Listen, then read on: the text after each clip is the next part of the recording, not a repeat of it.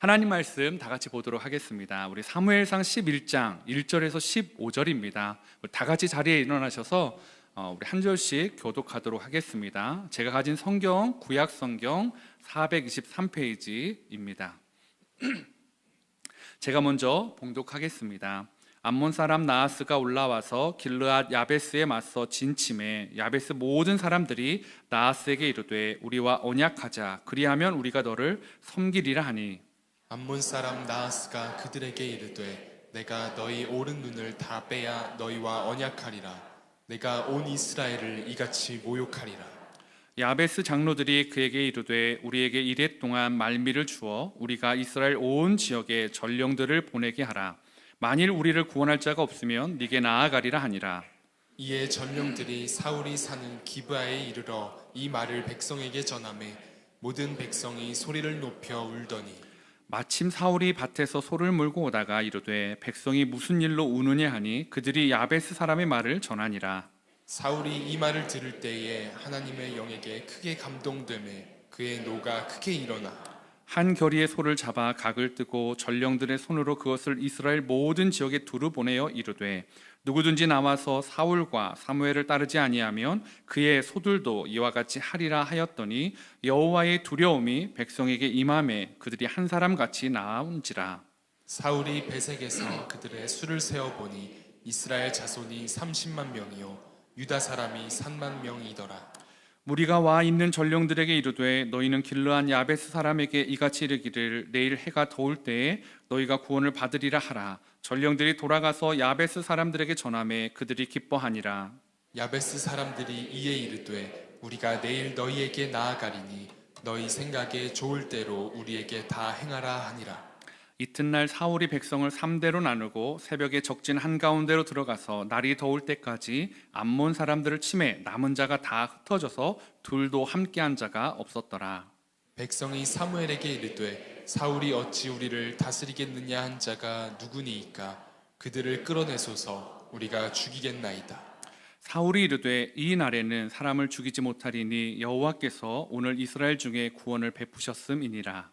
사무엘이 백성에게 이르되 오라 우리가 길갈로 가서 나라를 새롭게 하자. 함께 읽겠습니다. 모든 백성이 길갈로 가서 거기서 여호와 앞에서 사울을 왕으로 삼고 길갈에서 여호와 앞에 화목제를 드리고 사울과 이스라엘 모든 사람이 거기서 크게 기뻐하니라. 아멘. 자리에 앉아주시기 바랍니다.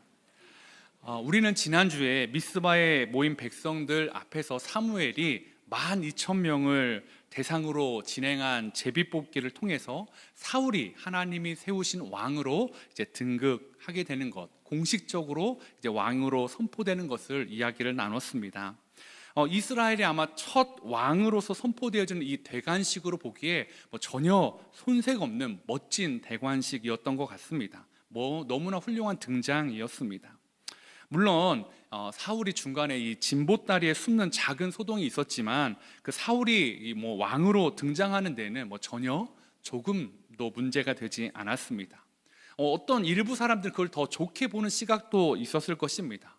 외모는 수려하죠. 키는 다른 사람보다 어깨 위에 머리가 하나 더 있죠. 그런데 그 숨는 모습이 겸손해 보이기도 했다라는 것이죠.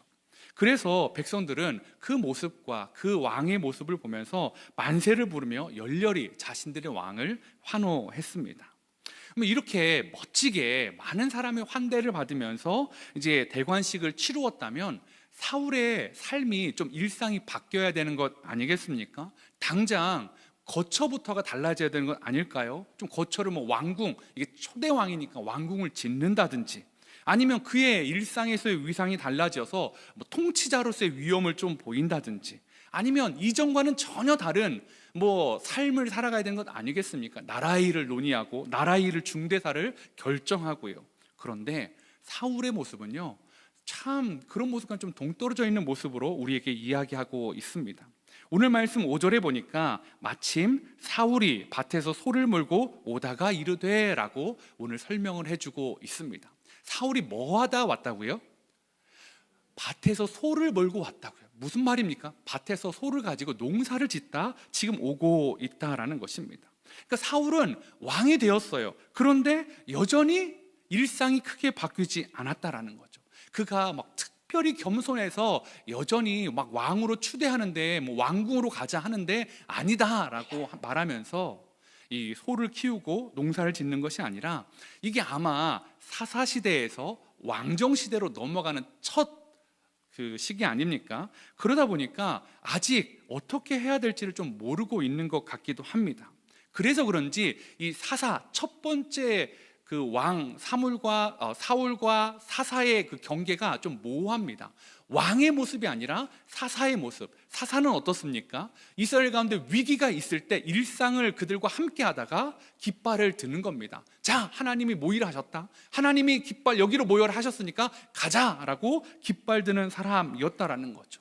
즉, 첫 번째 왕이었지만 아직 여전히 사사의 모습으로 사무엘이 남아 있다라는 거죠. 그리고 많은 사람들의 열렬한 그 지지를 받았지만 또 일부는 그 사울을 왕으로 인정하지 않는 모습이 또 지난 10장 맨 마지막 27절에 나오고 있습니다. 27절에 이렇게 말하지 않습니까? 어떤 불량배는 이르되 이 사람이 어떻게 우리를 구원하겠느냐 하고 멸시하며 예물을 바치지 아니하였으나 그는 잠잠하였더라. 즉 사울이 왕이 된 것을 모든 이스라엘 백성들이 열렬히 환호한 것은 아니었다라는 거죠. 사울이 누구간데, 사울이 무엇이간데 우리의 왕이 되냐라고 비아냥거리고 멸시하는 사람도 있었다라는 거죠. 그렇게 왕으로서의 임명 대관식이 끝나고 오늘 11장과의 사이에는 다른 번역본에는 한 달이라는 여백이 있었다라고 말하고 있습니다. 그래서 한 달 후에라고 또 다른 번역본에 이렇게 나와 있습니다. 즉 이 한 달이라는 시간이 지나면서요, 사울은 하나의 미션이 생겼습니다. 어떤 미션입니까? 자신을 지지해 줬던 사람들한테는 자신이 진짜 왕으로서 자격이 있다는 걸 보여주어야 된다는 거죠. 반대로요, 자신을 거부하고 멸시했던 사람들에게는 내가 진짜 왕이다라는 것을 인정받아야 되는 그런 시간이 필요했다는 거죠. 그리고 그 시간은 한 달 만에 지금 사울 앞에 다가오고 있다라는 거죠.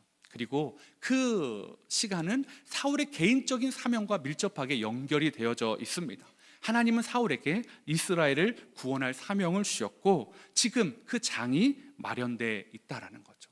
오늘 11장에 보면 그 대상이 암몬이라는 나라이고 그 암몬의 나하스라는 사람이 군대를 이끌고 쳐들어왔다라는 것을 우리는 볼 수가 있습니다.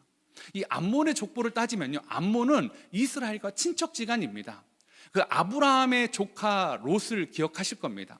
롯에게는요 두 딸이 있었는데 소돔과 고모라에서 성에서 도망쳐 나올 때 두 딸을 데리고 나오죠. 아내는 돌아보다가 소금 기둥이 됐고 결국은 그 딸 둘이 동굴에서 우리가 후사를 이어야 되는데 아버님과 아버지와 동침할 계획을 세우고 그래서 둘째 딸이 아들을 낳는데 그 아들이 바로 이 암몬 족속의 조상이 된다라는 거죠. 즉 이스라엘과 암몬은 친척이라는 거죠. 근데 이 친척지간에 지금 전쟁이 발발하고 있다라는 거죠.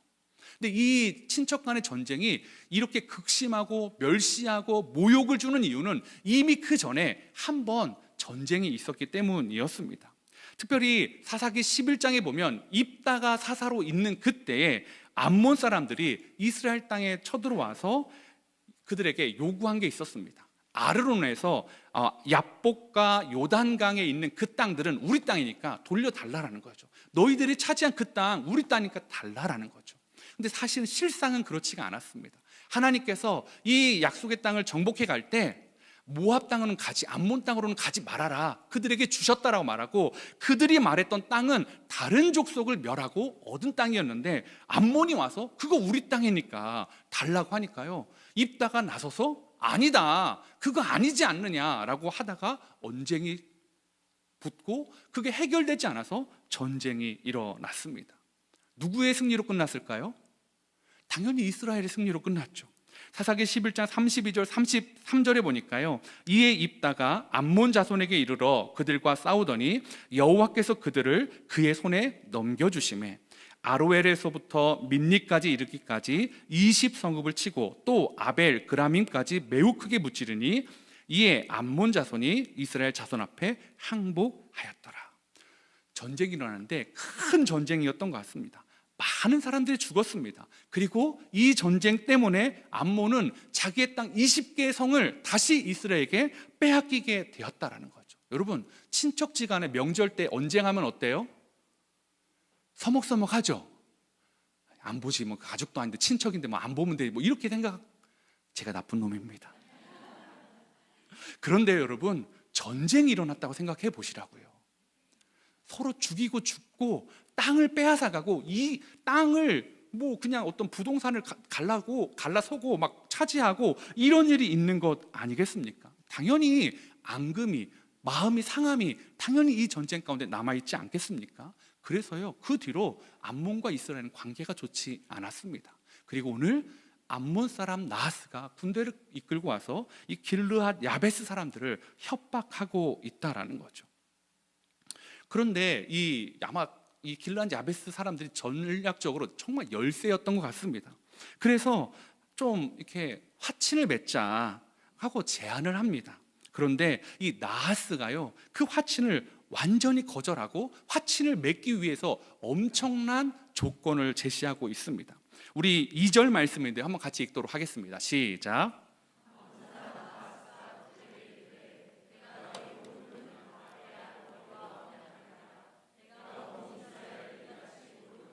네, 화친을 맺고 싶은데, 언약을 맺고 싶은데 조건이 있대요. 뭘 빼래요? 팔찌를 빼래요?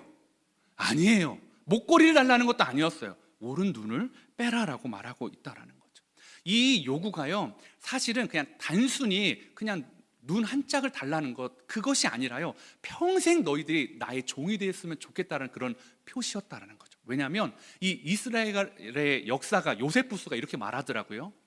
당시 이스라엘, 이 고대 근동에서는 전쟁을 할 때 왼손에는 방패를 드는 겁니다. 그 오른손에는 창이나 칼을 드는 거죠. 그럼 방패를 들을 때, 막을 때 주로 어느 쪽 눈이 가려지죠? 왼쪽 눈이 가려지는 거예요. 그럼 공격을 하려면 어떻게 봐야 됩니까? 이렇게 보면 죽잖아요. 이렇게 가리고 봐야 되니까 오른쪽 눈을 뺀다라는 것은 전쟁에 불필요한 존재로 만드는 거예요.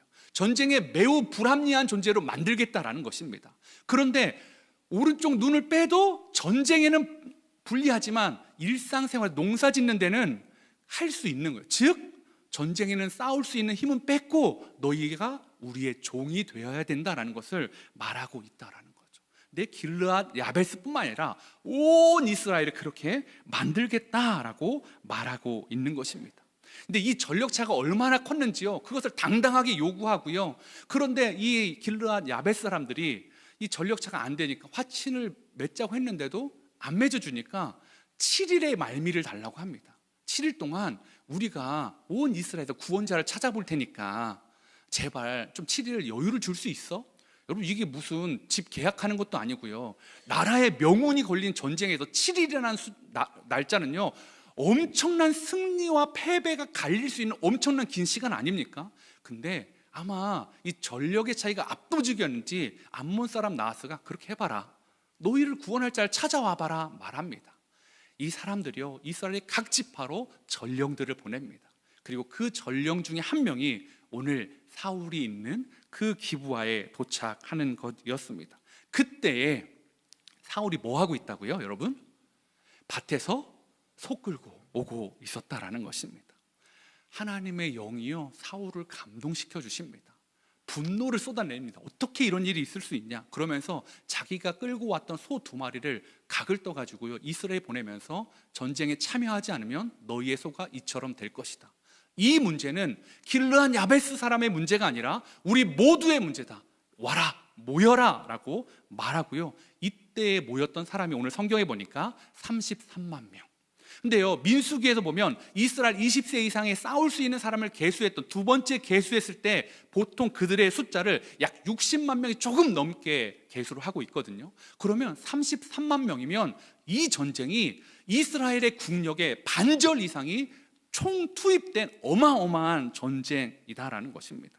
이 전쟁을 승리로 이끈 사울은요, 그에 대한 평판과 입지가 완전히 이제 바뀌어지게 됩니다. 그래서 오늘 12절 말씀에 그 사울을 바라보는 태도가 어떻게 달랐는지, 시선이 어떻게 달라졌는지 말해주고 있다라는 거죠.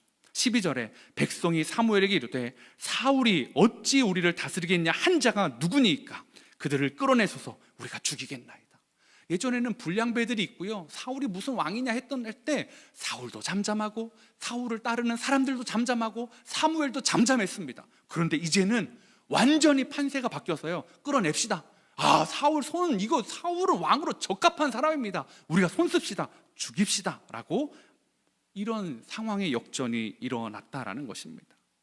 사울은 이 첫 번째 전투를 승리로 이끌면서 엄청난 삶의 변화를 가져오게 됩니다. 이제는 사사 사울이 아니라 왕 사울의 완벽한 모습을 갖추어가기 시작한다라는 거죠. 그는 왕궁에 들어갈 것입니다. 그는 많은 사람을 다스릴 것입니다. 그는 온 이스라엘에게 명령을 하게 되었다라는 거죠. 그런데요, 이날 사울의 삶이 완전히 바뀌어졌는데요, 한 달 동안에 정말로 그 보잘것없는 삶이 완전히 바뀌어졌는데요, 어떻게 해요? 그 이후의 삶에 잃어버린 것들이, 중요한 것을 잃어버린 모습을 보여주고 있습니다. 승전부가 울리고 왕을 재선포하고 모든 사람이 사울을 왕으로 인정한 그날, 사울의 모습에서 승리를 주었던 중요한 요소들이 사라지고 안 보이게 되었다라는 것입니다. 오늘 그것이 무엇인지를 한번 여러분과 이야기해 보려고 합니다. 사울의 첫 번째 승리 이후에 사라진 것 첫 번째가 뭐냐? 하나님께 초점을 맞추는 시각이 사라져 버렸습니다. 이 전쟁을 통해 사울은 명실공히 이스라엘의 적법하고 합당한 왕으로 사람들에게 열렬히 환영을 받습니다. 그런데 이 전쟁이 사울의 능력으로, 개인의 능력으로 승리한 전쟁입니까? 아니었습니다. 하나님의 은혜였고 하나님의 능력이라는 걸 우리는 알고 있습니다. 왜냐하면 이 전쟁의 출발점에서 여전히 하나님께서 사울에게 큰 능력을 부어주셨습니다. 6절에요, 사울이 이 말을 들을 때에 하나님의 영에게 크게 감동되매 그의 노가 크게 일어나. 하나님의 영을 사울에게 다시 부어주셨습니다. 대관식에 있었던 그 새 마음, 새 사람이 됐던 것 말고 다시 한번 사울에게 큰 하나님의 영을 감동시켜 주셨다라는 거죠. 그러면 왜 사울은 이 한 달 만에 이 하나님의 영에 감동된 일을 감당할 수 있었을까요? 저는 사울이 이전과 다르지 않은 삶을, 일상을 살았습니다. 밭에서 농사를 짓고 소를 끌고 다녔지만 그의 시선은요, 사무엘의 이야기를 듣고 하나님께 기름 부음을 받고 시선이 바뀐 겁니다. 농사를 지으면서 소를 끌고 다니면서도 시선은, 생각은 하나님께 고정이 되어 있고 하나님께 초점을 맞추는 일상을 살아가고 있었다라는 거죠. 그런데요, 이 전쟁 이후에 그의 하나님께 시선을 맞추는 그 초점이 완전히 어그러져 버립니다. 영적 시력이 갑자기 나빠진 것 같습니다. 노안이 온 것처럼 가까이는 하나님도 보지 못하고요, 하나님을 찾지 못하는 사람이 되어 버렸습니다. 그래서 사울의 일생에서 가장 완벽한 승리, 그 승리는 이 전쟁이 유일무이하고요, 그 다음에는 승리는 있긴 하지만 불순종했다, 실패했다, 네가 왕으로서 부적합하다는 그 이야기를 듣게 된다라는 것입니다. 그 이후로 사울은요, 하나님께 초점 맞추는 것에서 실패하는 삶을 살아갑니다. 하나님의 나라가 아니라 자신의 왕국에 초점을 맞춥니다. 하나님의 말씀에 순종하는 것이 아니라 자신이 보기에 좋은 것들에 초점을 맞추고 그걸 어떻게 하면 가질 수 있을까, 그런 삶을 살아가고 있다라는 것입니다. 사무엘이 사울에게 기름 부으면서 왕으로 세워주면서 7일을 기다리라고 했던 전쟁이 이 다음에 나오는데요, 7일을 기다리라고 했던 사무엘의 말에 순종하지 못했던 이유가 무엇입니까? 하나님의 말씀에 초점 맞추지 못하고 사라져가는 병사들에게 자꾸 초점이 맞춰지니까 하나님 말씀에 불순종할 수밖에 없었던 것 아닙니까? 그 다음 전쟁에는 아말렉을 다 진멸하라고 했는데 왕도 살려두고 좋은 가축들을 살려둔 그 일을 사무엘이 보면서 변명할 때 뭐라고 합니까? 사무엘상 15장 21절 한번 같이 읽도록 하겠습니다. 시작.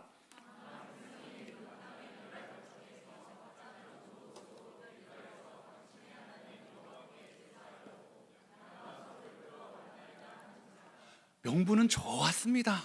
하나님께 제사 드리려고 좋은 양과 소를 남겨둔 것입니다 라고 했지만 실질적으로 그것은 그런 목적이 아니었습니다. 자신의 욕심, 자기가 시선에, 자기의 초점 맞추는 좋은 것 남겨두고 싶었다라는 것입니다. 사랑하는 성도 여러분, 여러분은 하나님께 초점 맞추는 작업이 잘 되십니까? 하나님께 시선을 고정시키는 그 활동들이 잘 일어나고 있으십니까? 하나님께 초점을 맞추면 내 마음에 들지 않는 상황이나 현실을 바라보고 해석하는 태도가 완전히 달라집니다.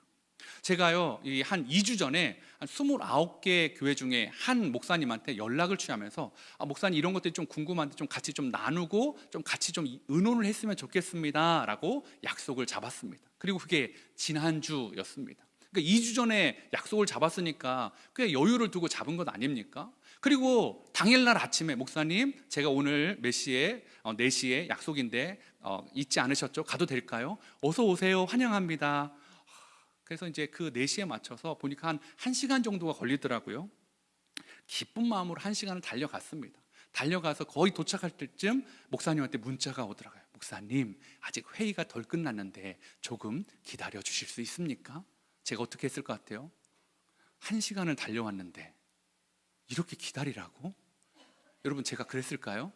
제가 그런 사람은 아니잖아요, 여러분. 흔쾌히 괜찮습니다 목사님, 교회 둘러보고 있겠습니다 하고 이제 잠깐 기다리고 있는데 목사님이 진짜 미안한 듯이 막 들어오더라고요. 너무 미안하다고, 많이 기다렸냐고. 괜찮다고. 그러면서 이제 목사님하고 이런저런 고민들을 이야기하고 어떻게 하면 좋을지를 또 이제 목회에 대한 부분들을 이야기하는데 1시간이 훌쩍 지나가더라고요. 그런데요, 그렇게 시간이 지나가다 보니까 이 목사님이 들어올 때보다 더 미안한 표정을 짓는 거예요.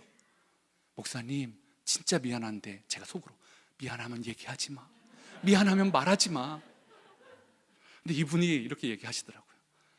자기가 오늘 진짜 중요한 일이 있는데 깜빡하고 그걸 모르고 2주는 약속을 잡았다라는 거예요. 그럼 내가 오늘 출발하기 전에 문자를 보냈는데 난 이해할 수 있는데 왜 이렇게 했을까라는 생각이 지나갔지만 그럼에도 불구하고 괜찮은 표정과 온화한 표정으로 괜찮아요 목사님. 그리고 이제 다음 일정들을 잘 이렇게 잡으면서 괜찮았습니다. 진짜로 괜찮았습니다. 그 일이 중요한 일이시더라고요. 그리고 딱 나왔는데요, 이제 갈 때는 1시간 조금 더 걸렸거든요. 근데 올 때는 딱 퇴근 시간. 하나님, 제가 올 때 오늘 이 시간을 4시부터 얼마를 뺀지 아시잖아요. 저녁까지 뺐고 제 스케줄은 이렇게 됐는데 왜 하필 끝나도 요때 버림받은 것 같아요. 어떻게 해요 하나님? 그 마음에 딱 있을 때요, 그 교회 앞에 딱 내려왔는데 한 고등바위가 이렇게 지나가는 거예요. 청소년이. 제가 이름을 불렀어요. 낯선 1시간이 떨어진 그 동네에서. 누구야? 제가 막 하나님의 영이 임한 건 아니고요, 우리 유스 그린 아이였어요. 거기에서 그 아이가 쑥 지나가는 거예요. 누구야 했더니 얘가 목사님? 어쩐 일이야? 저 여기 살아. 맞아, 너 수원 쪽에 산다고 했지? 저 끝에. 그래서 이제 그 아이한테 사실은 그 아이가 이제 가정에서 조금 따로 나와서 학교 통학이나 이런 부분 때문에 홀로 자취를 하고 있는 아이였어요. 근데 이제 교회를 오는 차비나 이런 부분들 부족해서 교회에서 장학금조로 한 달에 조금씩 이 아이가 차비 교회에 올 수 있도록 이제 장학금을 주고 있는 아이였기 때문에 제가 이름도 알고 상황도 알았거든요. 근데 이 아이가 홀로 산다는 걸 알아서 장학금을 주기 위해서 어떤 상황인지 어떻게 살고 있는지 사실은 이제 운영위원분들과 조사하고 했기 때문에 상황은 알았는데 그날 딱 마주친 거예요. 너 집이 이 근처야? 목사님 이 근처예요. 가자. 또 얘가 또 흔쾌하게 가자고 하더라고요. 막 가는데 갑자기 그래서 문을 열고 들어가려는데 목사님 잠깐만요. 그다음에 문을 딱 닫더니 막 후다다다다다다다다. 목사님 들어오세요. 그래. 갔더니 막 이불 발로 이렇게 차가지고 옆으로 막 밀어 있고요. 근데 들어가는데요, 조그마한 원룸이에요. 진짜 몸 하나 딱 눕히고 그냥 화장실에 싱크대 이렇게 딱 붙어 있는 그런 좁은 방에 이 아이가 기거하고 있더라고요. 들어가면 싱크대 보니까 아침에 먹었는지 냄비에 라면 국물 이렇게 흥건히 있고요. 이게 이렇게 봤더니 그 햇반 이렇게 햇볕만 줄을 맞춰서 오와 열이 딱 있고요. 그 옆에 였더니 처음 보는 라면이 있는 거예요. 이거 뭐냐 그랬더니 편의점에서 제일 저렴한 라면이에요. 이렇게 하더라고요. 제가 너무 마음이 그런 거예요. 그래서 우리 저녁 먹을까? 이 아이가 이 근처를 잘 모른대요. 자기 이렇게 막 밖에서 많이. 그럼 너는 어딜 잘하냐? 목사님 편의점이요. 편의점 가자. 그래가지고 요새 애들 말로 편의점을 털었습니다. 담아라. 바구니를 주고. 근데 얘가 막 미안한지요, 많이 못 담는 거예요. 그리고 막 이렇게 야 냉동식품도 담아. 냉동식품 너 냉장고 있잖아. 있습니다. 거기다 넣어놓으면 되잖아. 됩니다. 그래서 막 안 담는 거 담고 담면서 편의점을 털어가지고 그 아이한테 가득 안겨주고 잘 먹고 교회 와라. 주일날 보자. 그렇게 하고 돌아왔습니다. 돌아오는데요, 제 마음이 어땠을까요? 사실은요, 그 목사님하고 이렇게 헤어지면서 진짜 조금도 원망이 없었어요.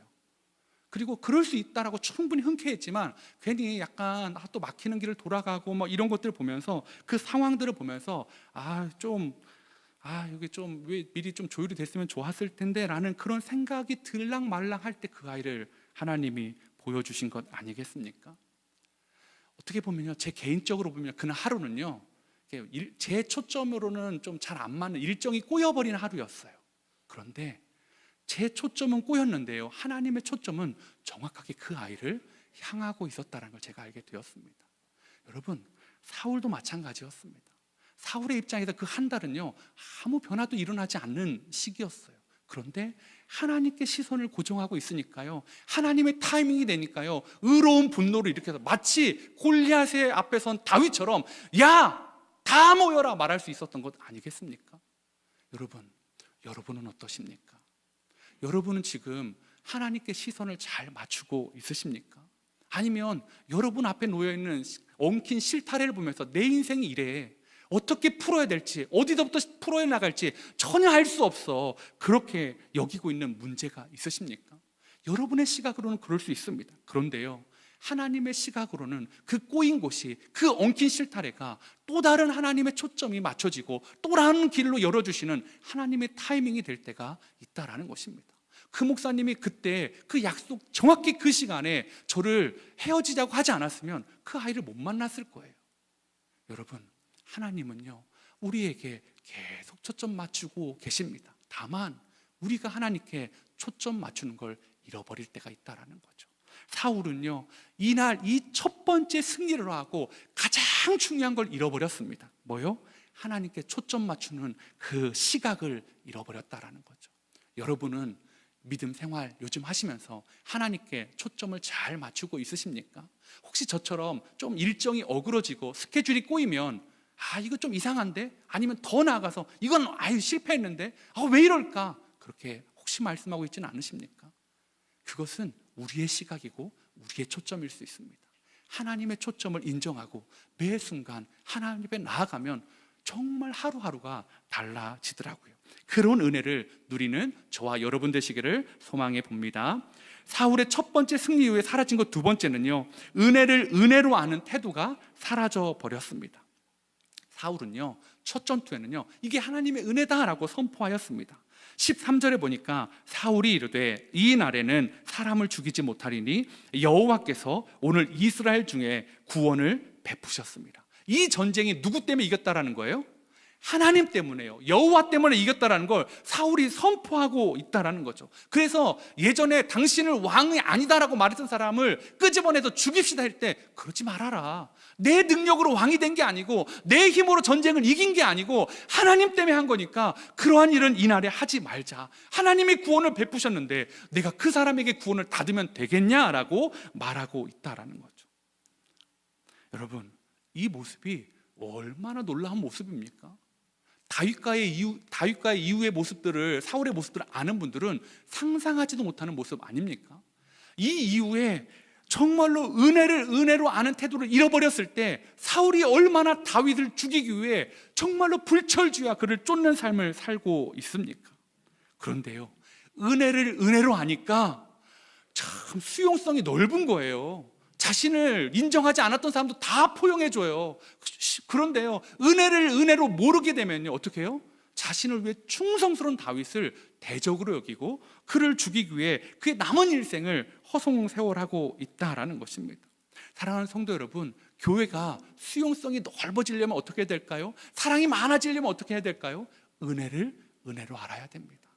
은혜를 은혜로 잃어버린 순간, 은혜를 잊어버린 순간에 어떻게 해요? 교회는 경직되고요, 그 안에 너무나 어려운 일들이 많이 일어납니다. 마태복음 18장에는요 그 사건을 너무나 정확하게 보여주는 한 예화가 등장하고 있습니다. 10,000달란트 빚진 자와 100데나리온 빚진 자 이야기입니다. 10,000달란트 빚진 자를 주인이 용서해 줬습니다. 탕감해줬습니다. 근데 이 종이 나가면서 10,000달란트를 다 변제받았는데 자신에게 100데나리온 빚진 자 10,000달란트에 비하면 너무나 약소한 그것을 빚진 자를 만나서 어떻게 해요? 나 오늘 구원받았어, 나 오늘 은혜 받았어, 너도 용서해줄게, 너도 집에 돌아가, 가족에게 돌아가, 안 갚아도 돼. 이게 아니라 너는 갚아야지. 그리고 그를 힘들게 하고 그를 옥에 가두는 일이 발생합니다. 동료들이 주인에게 이 일을 고하죠. 그리고 어떻게 됩니까? 10,000달란트 빚진 자가 다시 주인 앞에 끌려가서 다시 네가 이걸 갚아야 되고 옥에 끌려가는 그런 상황이 바뀌어져 버렸다라는 것입니다. 사랑하는 성도 여러분, 여러분은 어떠십니까? 여러분은 이 교회에서 은혜로 아는 삶을 누리고 있으십니까? 여러분, 정말로 교회 중에 가장 은혜가 많았던, 선물이 많았던 교회, 은사가 많았던 교회, 영적 선물이 많았던 교회는 고린도 교회였습니다. 그 교회는요 진짜 은사가 풍성했습니다. 그런데요, 그 받은 선물을요 어떻게 해요? 감사로 여기지 않고, 은혜로 여기지 않고, 니께 좋아 내께 좋아, 난 이거 받았는데 넌 이거 받았어? 뭐가 좋지? 비교하고 높아지고, 그래서 더 좋은 거 받았다고 자랑하고 교만하여지고, 덜 좋은 거 받으면 비참해지고, 이게 쓰잘데없는 거 아니야? 라고 그렇게 비교하다가 그 교회는 하나님께 책망받게 되었다라는 것입니다. 사울도요 첫 전투 이후에 자신이 쥐고 있는 것을 잃어버렸습니다. 자신이 붙잡고 있는 것이 은혜임을 까맣게 잊어버렸습니다. 그래서요 자신이 거머쥔 것이 아니라 하나님이 거저주신 것인데 자신이 쥐고 있다고, 자신이 얻었다고, 나의 노력이라고, 나의 공로라고 말할 때 하나님은 그게 아니야, 그건 은혜잖아, 내가 너를 왕으로 만들어줬잖아, 소처럼 밭을 갈던 너를 내가 왕으로 만들어줬잖아 라고 말씀하고 있다라는 것입니다. 사랑하는 성도 여러분, 우리가 이 은혜를 어떻게 잊지 않을 수 있을까요? 찬송가 기억하시나요? 받은 은혜를 세어보아라, 네가 받은 복을 세어보아라. 사랑하는 성도 여러분, 은혜로 잊지 않기 위해 여러분이 받은 복을 세어보시기 바랍니다. 자꾸 꺼내보는 거예요. 은혜가 아닌 것처럼 느낄 때 여러분의 삶에 어떤 보석처럼 빛나는 은혜들을 끄집어내보는 겁니다. 이것이 은혜였고 저것이 은혜였고 이 고통의 순간에 이것이 은혜였다는 걸 알게 되면요 어떻게 해요? 은혜로 아는 순간 삶에 대한 해석이 바뀌어진다라는 것입니다. 저는 여러분의 은혜를 더 이상 사단이, 세상이 도둑질하지 못하도록 막으시는 여러분 되기를 원합니다. 매일 은혜를 세어보는 겁니다. 잘 있나 없나 세어보면 없어지면 대번에 알잖아요. 이 시간 저는 우리 사랑하는 성도님들이 그 은혜를 매일매일 세어보고 은혜로 아는 여러분 되시기를 소망해 봅니다. 사울의 첫 번째 승리 이후에 사라진 것, 마지막 세 번째는요 하나님을 기뻐하는 마음이 사라져 버렸습니다. 15절인데요 한번 같이 읽도록 하겠습니다. 시작.